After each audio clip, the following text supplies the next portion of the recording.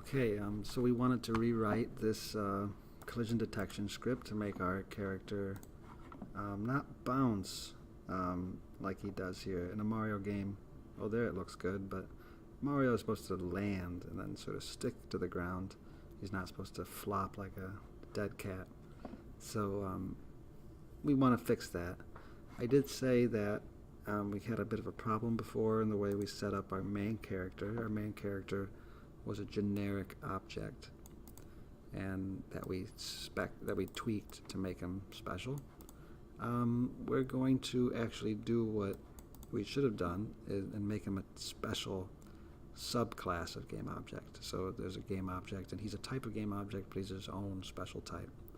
So I am going to go ahead and I guess something like we did the enemy.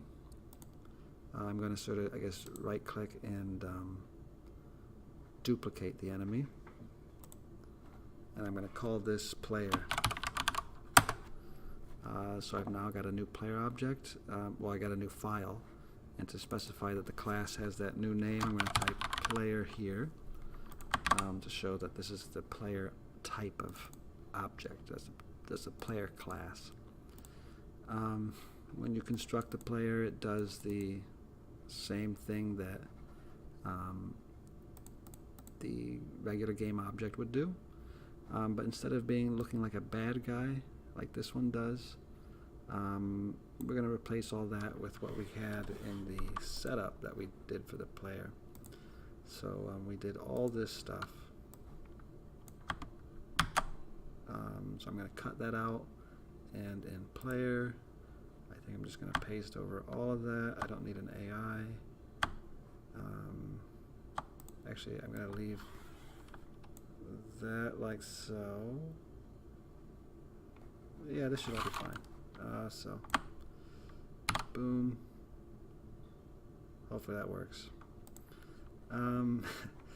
So then also we had in setup that the player's health should be 10.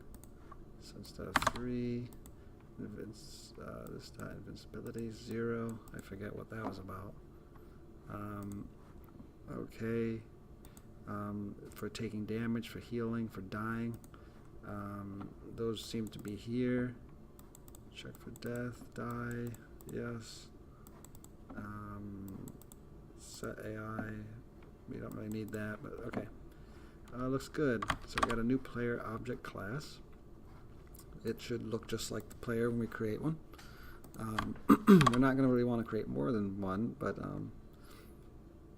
we'll just create the one. So now here we got rid of all that extra stuff. We can get rid of this extra stuff. I guess apply kinematics is something that's not in the here. So oh, that was in the body of the. So yeah, we're going to put that in there too. So I'm going to cut that part.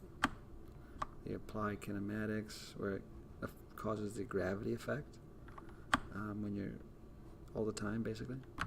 And I'm going to also put that in the player definition. And there we go. I think that's good. So we'll save that. And our setting up the player object is now not making a generic object and tweaking it, but making an object of the type player. And there you go. That should be good. That won't run yet. Because we put all that code, we took it out of here, and the only change we had to make there was calling the new file, but we took all that stuff and put it in the new file here, and this all seems to check out. The only problem is that this new file isn't loaded into the game, so I have to go to the index file, and I guess where it loaded the enemy, I'm going to duplicate that line and have it load the player file as well. So now it reads it and it will actually use it. So maybe if I refresh, I broke it. So I don't know what I did. Let's see. It's not happy. Aim direction of undefined at new player. So player 6.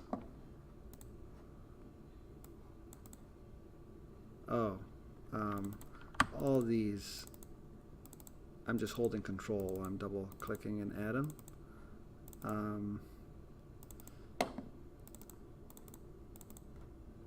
These should be this, I believe.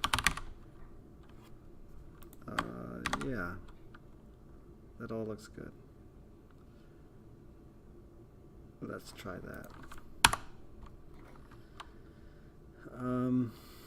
Okay, line 25. Oh, here's another one. There we go. It's now the same as it was, but we now have a separate class for the player. And when we create the player, we don't just create a game object and set it specially after that.